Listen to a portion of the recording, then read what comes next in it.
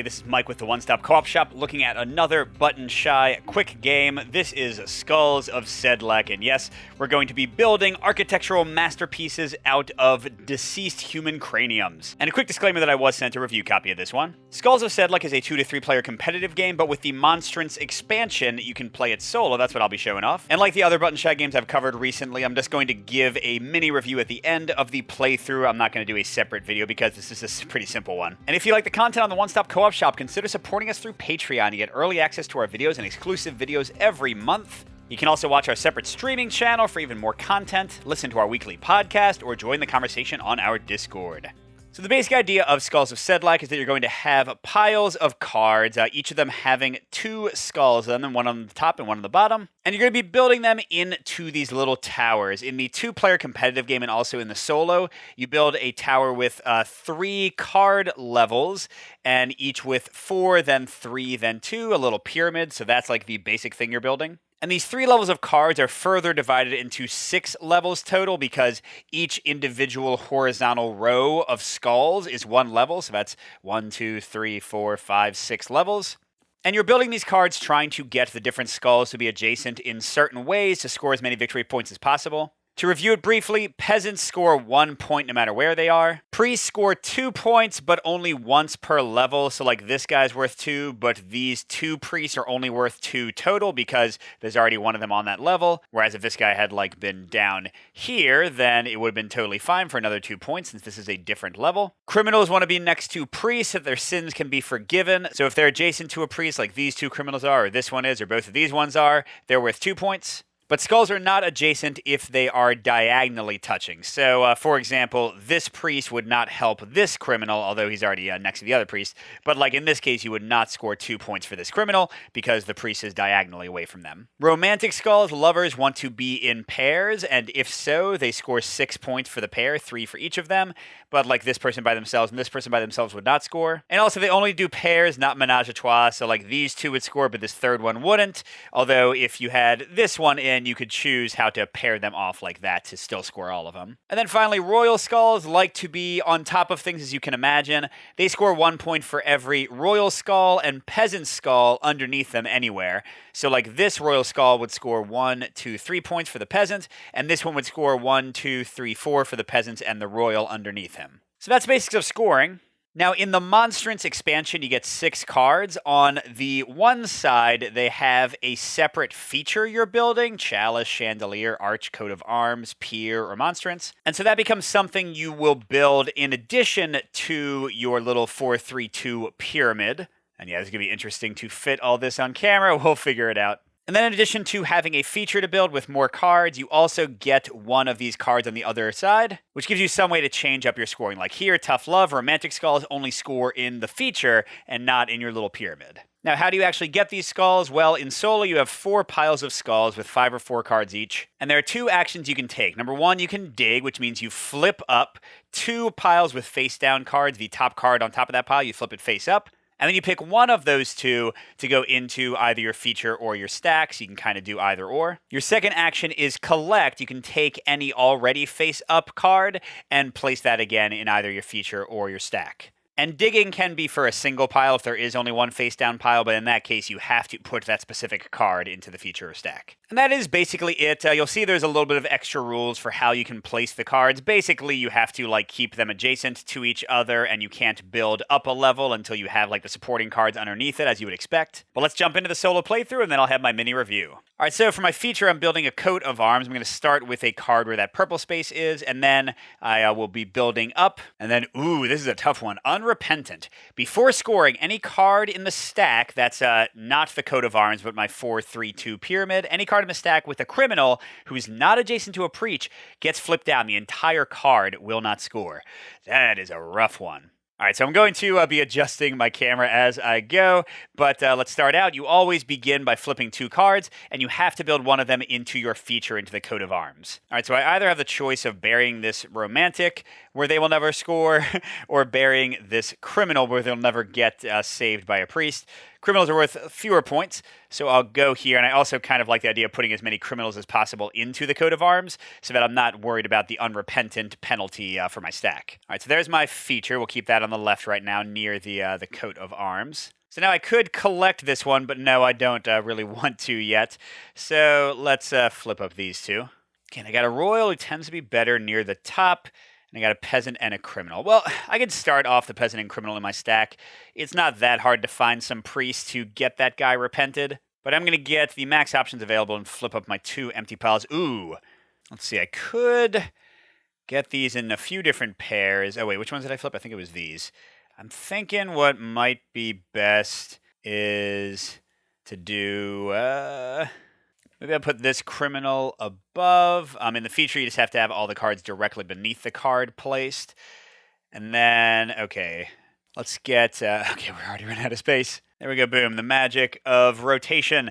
So we'll place that one on top with the collect actions. Now, those rolls are definitely scoring, and I at least have the chance to get a priest over here to help that criminal out. Speaking of criminals, let's flip. Okay, there's a priest.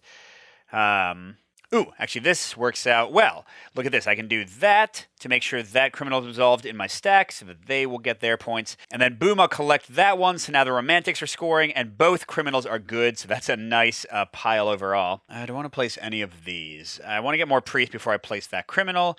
Again, the royal is probably better further up, so let's try this. Ooh, so I can place this on that side or that side. Either way, I'd save that criminal, but there'd be almost no chance to get any more saved at the moment.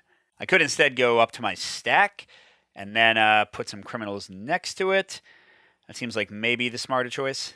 So sure, let's do that, going up a level. And then I'm thinking maybe I'm going to try to put the royals in the coat of arms and try to put more peasants there. So, well, I guess this is okay. All right, let's flip these, although these are the last cards in their piles. Got another romantic. I think the last one's going to be on the bottom. So actually, yeah, this would be a perfect one to go like there, and then hopefully the next romantic will come and I can put them there. I guess if I'm going for a lot of peasants to make royal score a lot, I could go like that to have the priest save that criminal. And maybe I can go ahead and put this royal here, because there's already 3 peasants underneath, so he's not going to score too little. I'm, again, afraid of putting too many criminals on that stack. Okay, there we go. Let's flip these. Ooh. Ooh. So I have to place one of these 2 now. I actually have one more column, so I could like shift all of this over. Because I'm thinking if I build down here, then getting the criminals there next to those double priests is really good. All right, in retrospect, I wish I had just chosen to collect that guy and put him on top of there. If I put anybody here, I block off the second romantic that I know is coming eventually. But I definitely can't put this over here. It'll just get wiped out because I want to have a priest to save him. So, yeah, okay, I'll go on top of the feature with that one. And then now I don't want to use this for the coat of arms yet. So let's, I guess, flip this and hope it's something I can put there safely. Ooh, okay. The royal is a total waste there, and so is the... that's a terrible card to do. Okay, maybe I just give up on getting the royal here, or the romantic, I mean. Put that there. And you're trying to get a bit more of everything in view. All right, now I could do that. It would score a lot for the royal, but I might want to save the priest in case... All right, I still want to get this there, so I'm going to flip this and hope it's something, okay, innocuous. Ooh, and beautiful. The priest is still going to score because I didn't have one on that row. And then that'll let me do that. And now, again, before I put the royal over there, let me see what this is. Okay, it's a priest and a peasant. So sure, we'll put that on top. And now I still want to flip this last card because if it's like a criminal in the wrong spot, I got to put it there. Ooh, that's great. I mean, I'm not doing much with that, but the criminal's going to be with that guy, and okay, boom. So now we get to score this mishmash and compare it to the target scores for solo. I'll tell you that I pretty much never break much above 60 because I'm terrible at the game, but yeah, at least I didn't get any negative points this time. All right, let's start with our peasants. You always get the same score with peasants, basically. 1, 2, 3, 4, 5, 6, 7, 8, because there are 8 peasants, and they just get 1 point no matter where they are. Next, let's look at priests. Remember, they score 2, but they don't score if they repeat on a level. So it was 8 for the peasants, 10, 12, 14, 16, 18, 20, 22, 24. So max scoring for the priests and the peasants. That's good. Next, let's do the criminals. We're only looking at ones that are adjacent to at least one priest. So 24, that one didn't score. 26 for that one. Oof, none of them score. That's not good. But then I believe all the ones here should score. So 28, 30, 32, 34, 36, 38. Did I get that right? Okay, so 38 points. Then we go to the Romantics. I missed one pair, so it's 6, 12 points. So that's a 50. And then the Royals, well, that's pretty easy. They're all over here.